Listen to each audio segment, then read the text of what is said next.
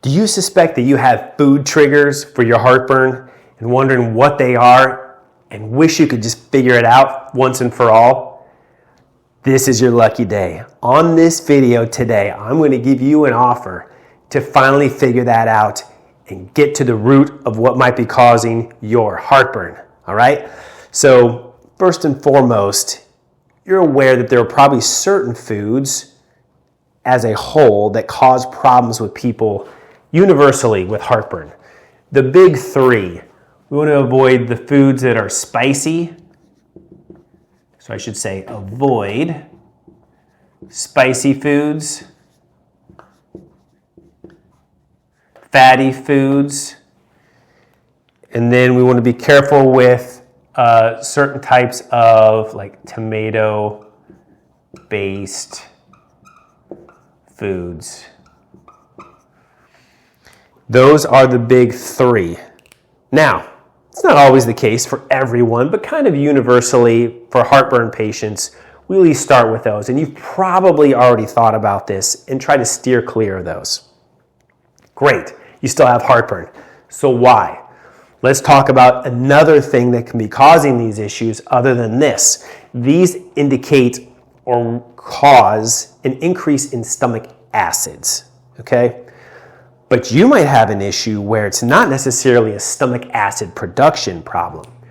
What you have could be what's called food sensitivities. What does that mean? It doesn't in and of itself mean that you're creating more acids. What it means is that you can't actually digest that food well. So as an example, let's just take a common one for people, which is dairy. If you eat dairy and you don't have the enzymes to digest that food, all right, and your hydrochloric acid and those enzymes are not sufficient enough to digest it, then you involve your immune system, and your immune system attacks that food like it's an infection, okay? Now, like a food allergy, but much less, okay? A food allergy is you eat that food. If you've got a peanut allergy, you got to get to an EpiPen and inject that, or you got to get to the hospital because you can't breathe. That's an allergy, right? Or you eat a food and within a couple hours, you've got to rush to the bathroom. That's an allergy. This is different. There's IgG and IgA. Okay? What those letters mean, that's the part of the immune system that if you react to a food and you use those antibodies, it's a sensitivity. If it's an allergy, it's called IgE, okay? And you can test that with blood work, send that off, do that at LabCorp or any sort of lab testing with your doctor at any point. And maybe some of you have. And you know what that list is. And maybe it turned out nothing. But this IgG, IgA is not something that your doctor is testing for. Your GI doctors don't even use this. They don't even necessarily, and what they say is believe in it. It's just because all they are ever taught was IgE. This is a mistake. IgG and IgA is a part of your immune system, and they do interact and cause attack on foods. It's just not as significant. So now the question becomes, if we're going to test that, how do you do it? We use a finger prick test. Blood-based, you mail it off to a lab, and they look at 184 different foods, beverages, and spices, which you might not be able to digest. That's a lot. And it goes from categories from meat to vegetables to grains to dairy to spices, nuts and seeds. It is fantastic. It is an extensive and comprehensive list of foods that you might be sensitive to. I had a patient just the other day who had done IgE testing. Doc said, you're fine. There's no allergies, no problems whatsoever. Struggling for years with heartburn after that. They come to see me. We run this test.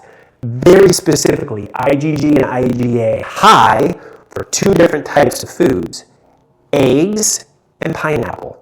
He was eating eggs every day, and he's putting pineapples in his smoothie. Not every day, but almost every day. Fix that by figuring this out, bat off those foods, heartburn gone. Okay? This happens a lot in our office, but you have to run the testing to know.